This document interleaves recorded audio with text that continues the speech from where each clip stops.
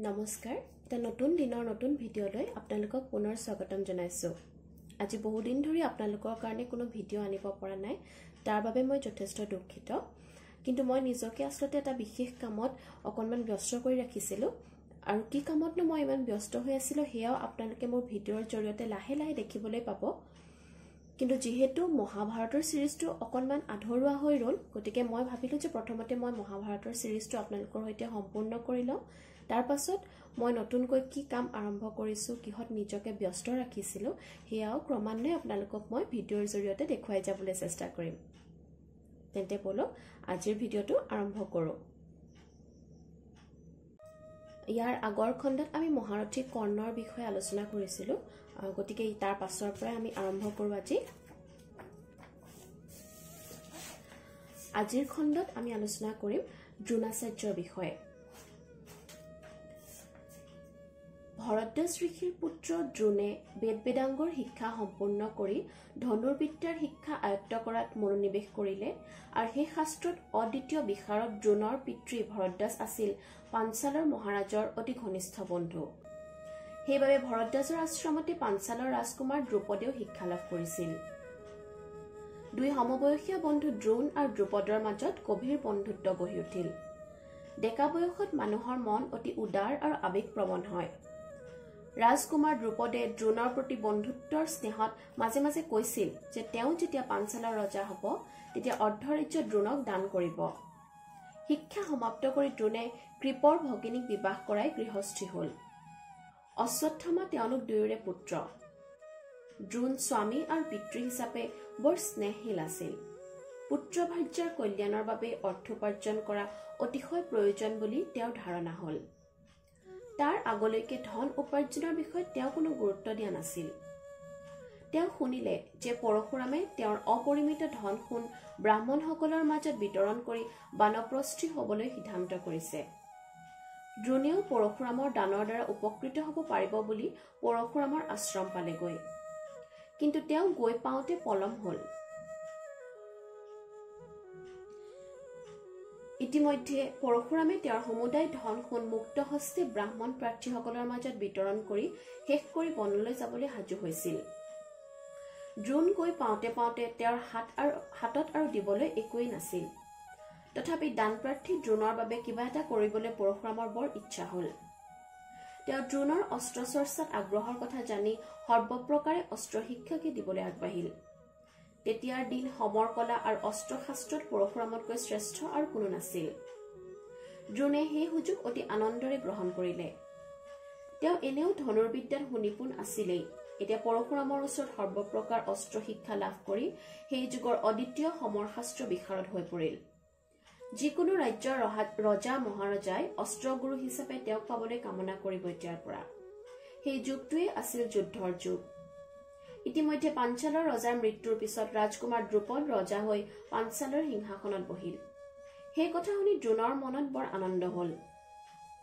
দ্ৰুপদৰ লগত তেওঁৰ আগৰ ঘনিষ্ঠ বন্ধুত্বৰ কথা মনত পৰিল দ্ৰুপদে যে তেওঁক আনকি অৰ্ধৰাজ্যও দান কৰিব বুলি কৈছিল সেই কথাও মনত পৰিল সেইবাবে মনত পুৰণা বন্ধুৰ পৰা সাদৰ অভ্যৰ্থনা পাব বুলি আন্তৰিকতাৰে আশা কৰি দ্ৰোণ দ্ৰুপদৰ ওচৰলৈ গ'ল কিন্তু তালৈ গৈ দেখিলে ৰজা দ্ৰুপদ তেওঁৰ বন্ধু দ্ৰুপদ হৈ থকা নাই তেওঁ নিজকে যেতিয়া পুৰণা বন্ধু হিচাপে পৰিচয় দিলে তেতিয়া দ্ৰুপদে আনন্দ প্ৰকাশ কৰাৰ সলনি ক্ষমতাৰ ৰাগীত দুৰ্বিনীত কথাৰেহে উত্তৰ দিলে ব্ৰাহ্মণ মোক তোমাৰ ঘনিষ্ঠ বন্ধুৰ দৰে সম্বোধন কৰিবলৈ তোমাৰ ইমান সাহস কেনেকৈ হ'ল এজন সিংহাসনাৰূঢ় ৰজা আৰু ভ্ৰমণৰত ভিক্ষাৰীৰ মাজত বন্ধুত্ব কেনেদৰে সম্ভৱ তুমি এটা মূৰ্খ কোন কাহানি বা তোমাৰ লগত মোৰ সামান্য পৰিচয় আছিল বাবে তুমি এজন ৰজাক বন্ধু বুলি সম্বোধন কৰিছা এটা ডাল দৰিদ্ৰ আৰু এক বিত্তশালী লোকৰ মাজত বন্ধুত্ব হয় নেকি এটা জধামূৰ্খ আৰু বিদ্বানৰ মাজত বন্ধুত্ব জানো সম্ভৱ বা এক কাপুৰুষ মহাবীৰ এজনৰ বন্ধু হ'ব পাৰে জানো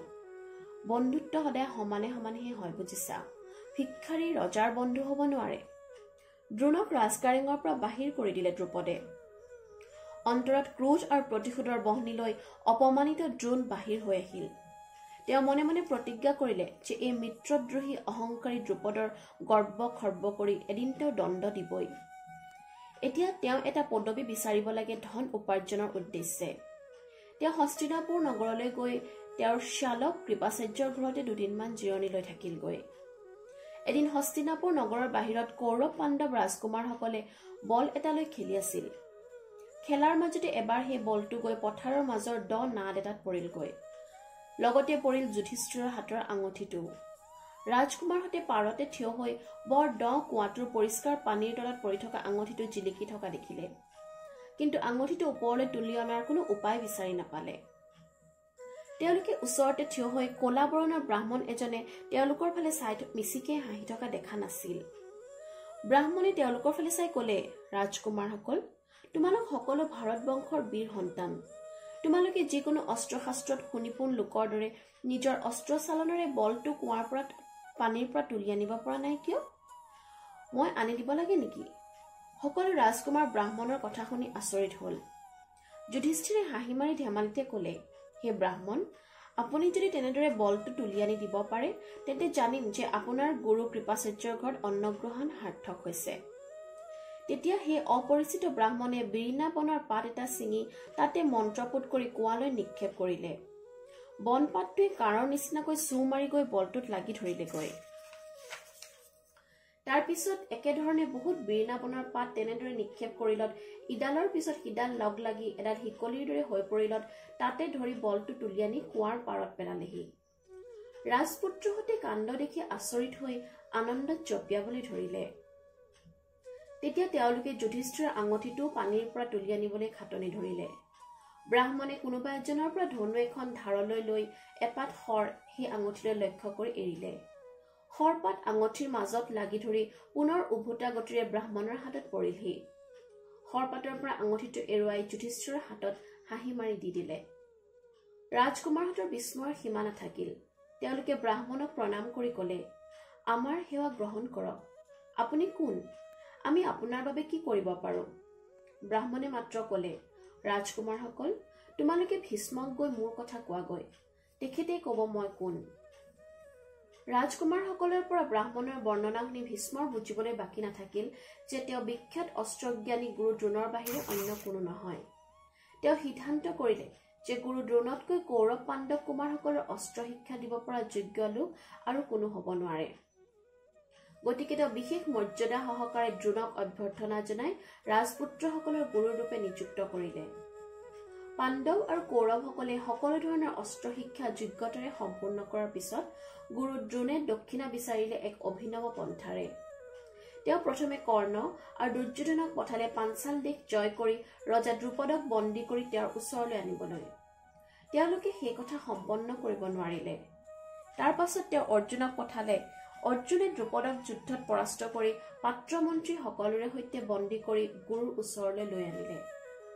দ্ৰোণে তেতিয়া হাঁহি হাঁহি দ্ৰুপদক ক'লে, মহাৰাজ, আপোনাৰ জীৱনৰ বাবে শংকা নকৰিব, কোনো ভয় নাই। আমাৰ বাল্যকালত আমি দুয়ো লগৰীয়া বন্ধু আছিলো। ৰজা হোৱাৰ পিছত কিন্তু সেই কথা আপুনি পাহৰি গৈ মোক ভীষণভাৱে অপমানহে কৰিলে। আপুনি মোক ক'লে যে এজন ৰজাৰ বন্ধু হ'বলৈ হ'লে নিজে ৰজা হ'ব লাগিব। এতিয়া আপোনাৰ ৰাজ্য মই যুদ্ধত অধিকাৰ কৰিলো।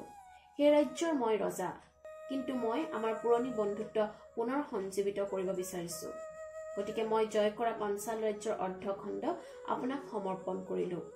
এতিয়া আপোনাৰ বন্ধুত্বৰ সংজ্ঞা মতে আমাৰ মাজত বন্ধুত্ব স্থাপিত হোৱাত কোনো বাধা নাই, কাৰণ এতিয়া আপুনিও ৰজা, ময়ো ৰজা। ৰজাই ৰজাইহে বন্ধুত্ব হ'ব পাৰে বুলি আপুনি যি কথা কৈছিল, সেইমতে এতিয়া সমানে সমানে আমাৰ বন্ধুত্ব হ'ব পাৰে। দ্ৰোণে ভাবিলে দ্ৰুপদে এসময়ত ত্যাগ কৰা নিষ্ঠুৰ অপমানৰ যোগ্য প্ৰত্যুত্তৰ দিবলৈ সিমানখিনি কৰিলেই যথেষ্ট হ'ব। গতিকে তেওঁ দ্ৰুপদক মুক্ত কৰি দি সসন্মানে অভ্যৰ্থনা জনালে। দ্ৰুপদৰ দৰ্প চূৰ্ণ হ'ল ঠিকেই, কিন্তু প্ৰতিশোধৰে বিদ্বেষৰ অন্ত কোনোদিন নহয়। দ্ৰোণৰ ব্যৱহাৰে দ্ৰুপদৰ মনত বিদ্বেষৰ বহ্নি দুগুণে জ্বলালে মাথোন, কাৰণ দ্ৰুপদৰ অহংকাৰত আঘাত লাগিছিল। সেইবাবে সেই সময়ৰে পৰাই দ্ৰোণৰ ওপৰত প্ৰতিশোধ লোৱাই দ্ৰুপদৰ ধ্যান জ্ঞান হৈ পৰিল। ৰজাই নিজৰ ৰাজ্যলৈ ঘূৰি আহি কঠোৰ তপ, ব্ৰতাচৰণ আৰু যাগ যজ্ঞৰ দ্বাৰা দেৱতাসকলক সন্তুষ্ট কৰি দ্ৰোণ বধ কৰিব পৰা এজন পুত্ৰ আৰু অৰ্জুনক বিবাহ কৰিব পৰা এজনী কন্যা প্ৰাৰ্থনা কৰিবলৈ ধৰিলে। বহুদিন তেনেদৰে কঠোৰ তপস্যা কৰাৰ পিছত দ্ৰুপদৰ মনোকামনা পূৰ্ণ হ'ল। ধৃষ্টদ্যুম্ন নামে তেওঁৰ এক মহাবীৰ পুত্ৰ উপজিল, যিজন মহাভাৰতৰ ৰণত কুৰুক্ষেত্ৰত পাণ্ডৱ বাহিনীৰ প্ৰধান সেনাপতি আছিল। তেওঁৰ হাততে বিধিৰ অপ্ৰত্যাশিত বিধান মতে অপৰাজয় গুৰু দ্ৰোণৰ মৃত্যু হৈছিল। লগতে দ্ৰুপদৰ দ্ৰৌপদী নামে অপৰূপা কন্যাৰ জন্ম হৈছিল। সেই দ্ৰৌপদীয়ে পাণ্ডৱৰ ভাৰ্যা। কথা মহাভাৰতৰ আজিৰ খণ্ডটো ইমানতে সামৰিছোঁ। নতুন এটা খণ্ডত অতি সোনকালেই লগ পোৱাৰ প্ৰতিশ্ৰুতিৰে আজিলৈ ধন্যবাদ।